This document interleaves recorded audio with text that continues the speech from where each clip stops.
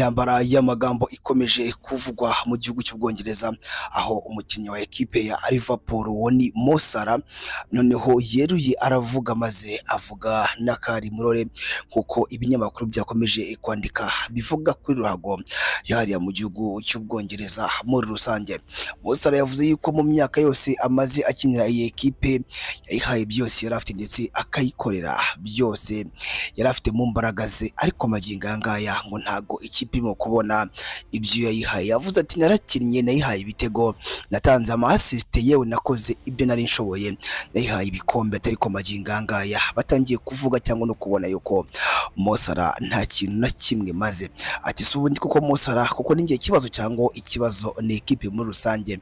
Ngira ngo ibi ngibi bivuzwe nyuma yuko uyu Mo Salah akomeje kugirana ibibazo n'umutoza utoza ekipe ya Liverpool, ndetse bakavuga yuko badacana uwaka. Ibi ngibi byatangiye aho uyu mukinnyi amaze imikino igera muri 3, nyamara mu mikino ngo 2 yose yicajwe ku ntebe, nyamara umupira ngo cyangwa se umukino ukarinda urangira atanasimbuye. Rero abandi bakavuga bati Mo Salah ntabwo ari umukinnyi ushobora kwicaza iminota 90 ngo irangire byibura utanamushyize mu kibuga. Rero Mo Salah nawe ngo yakomeje guceceka, araceceka, ariko magingo aya ngaya noneho yaje gushyira hanze ukuri, ndetse atanya kugenda avuga ari byo n'abantu bagiye bavuga bati Mo Salah ibyo avuga ni ukuri. Abandi bati ntago ari ukuri kubera yuko Mo Salah yakoze byinshi, ariko nawe ajyamya yuko imyaka agezemo ntago agishoboye gukina umupira, atahubwo agomba kujya aho cyangwa se ati agomba kujya ahajyanye n'urwego rwe. Ibi ngibi ni bivugwa n'abafana ba Liverpool, ndetse bavuga bati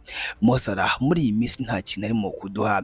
Ati Mo Salah nta kintu kirimo, ya terime ijya ikoreshwa mu mupira muri iyi minsi. Iyo babonye yuko umukinnyi nta kintu agitanga baravuga bati uriya nta kintu kirimo. Ngira ngo Mohamed Salah murabizi yakinnye muri Liverpool mu gihe cya Sadio Mane.